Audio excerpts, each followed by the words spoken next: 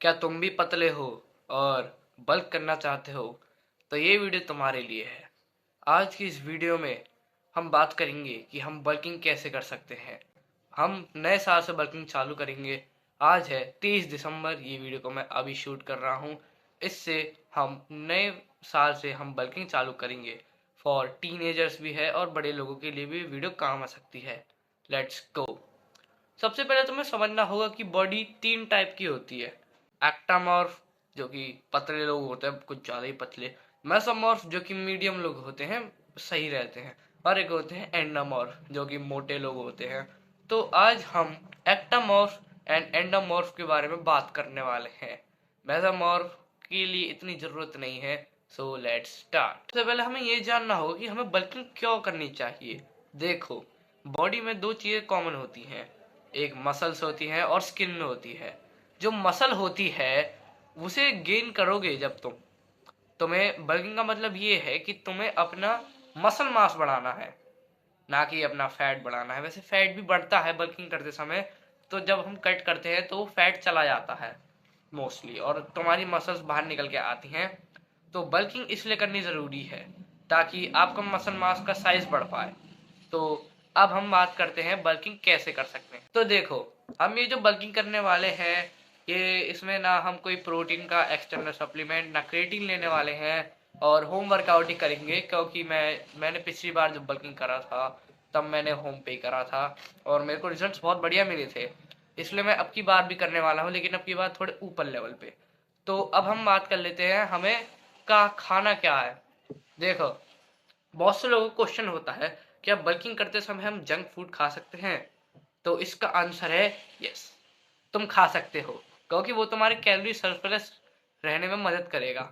देखो, junk calories में ज़्यादातर फैट होता है, लेकिन वो कभी कभी काम आ सकता है। अगर तुम हफ्ते में एक बार खाते हो तो कोई दिक्कत नहीं है, लेकिन रोज़ खाते हो तो वो तुम्हारे थोड़ी दिक्कत कर सकता है। तो इसलिए जंक फूड को थोड़ा, जैसे मैंने बताया, वैसे खाना है। अब हम बात कर लेते हैं अब हमें करना क्या है।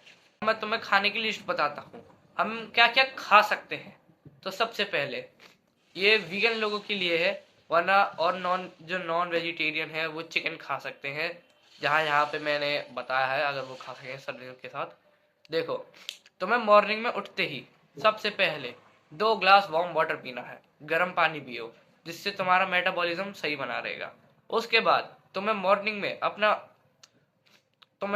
अपना वो एक बनाना खाना है, 1 गिलास दूध पी सकते हो, और रात को सोने से पहले 4 से 5 वो बादाम भिगा दो पानी में, सुबह उन्हें छील के खाओ। ये हो गया तुम्हारी, इसमें कम से कम 200 से 300 कैलोरीज मिल जाएंगी तुम्हें। और अब तुम्हें करना है ब्रेकफास्ट। ब्रेकफास्ट में तुम 2 रोटी ले सकते हो, और दाल सब्जी राजमा छोले जो भी लोगे वो ले सकते हो। एंड अगर ये ऑप्शनल है, एग ले सकते हो तो एग लो, वरना अगर तुम एग नहीं ले सकते तो तुम्हें 25 ग्राम सोयाबीन्स खानी है। सोयाबीन्स भी खाना है 25 ग्राम, अगर तुम खा सकते हो, वरना कुछ नहीं है तो कोई बात नहीं। तो अब तुम्हें लंच करना है। लंच में तुम्हें दाल रोटी चावल वावल ये सब खाने हैं। और लंच में तुम चाहो तो थोड़े वो पीनट्स भर के ला सकते हो, पीनट्स खा सकते हो। पीनट्स किशमिश काजू बादाम ये खा सकते हो, क्योंकि इनसे भी।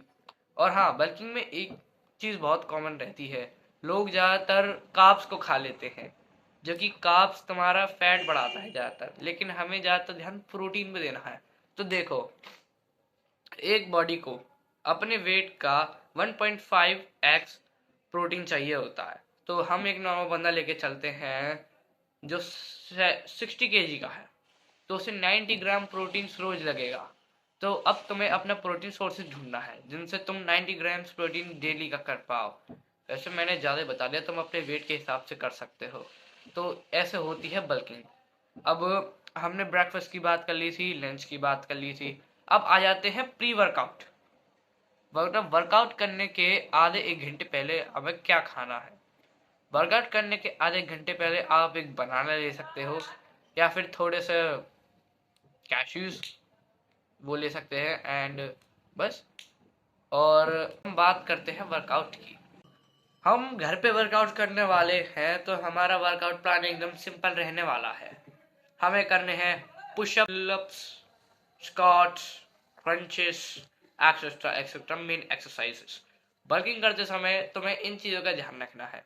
और हाँ, मैं बता रहा हूँ तुम्हें ये जो 4 एक्सरसाइज मैंने बताई हैं, ये तुम्हें अपने फेलियर से ट्रेन करना है।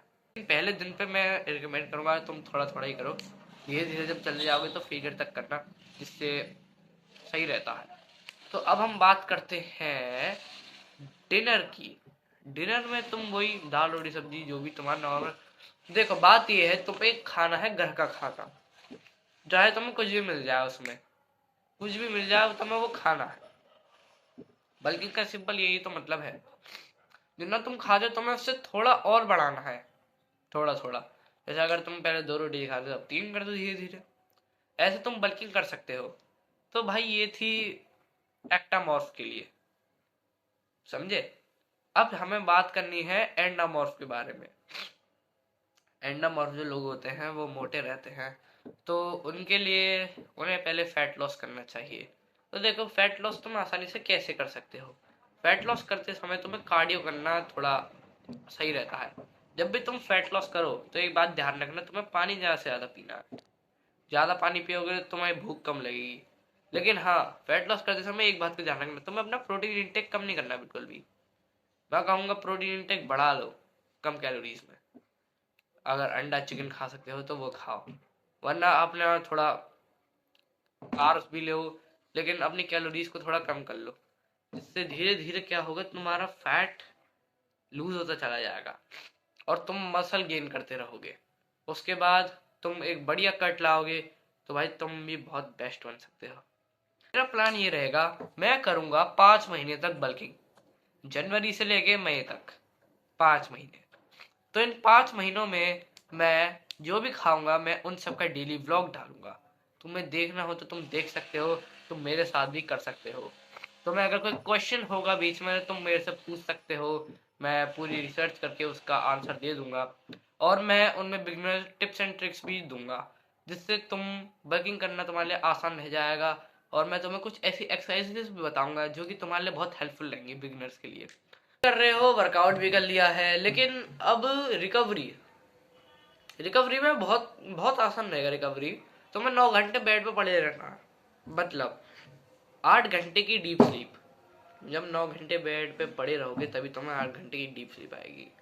सोने से पहले अगर तुम 1 घंटा पहले स्क्रीन ना देखो तो तुम्हारी वो बढ़िया आएगी, नींद बढ़िया आएगी। कैफीन अगर रात में रह रहे हो तो नींद थोड़ी कम आ सकती है, लेकिन नींद बढ़िया होगी तो रिकवरी बढ़िया होगी, जिससे सारे न्यूट्रिशंस एक बारी में तुम रिकवर कर सकते हो। एंड हैंड्स व्हाट, तुम्हारा फैट नहीं, तुम असली बल्क कर पाओगे। एक इम्पोर्टेंट टिप मैं वीडियो में बताना भूल गया, तो तुम्हें अपने जो ब्रेकफास्ट खाओगे या फिर तुम डिनर करोगे या लंच करोगे, तुम एक कटोरी दही भी ले सकते हो।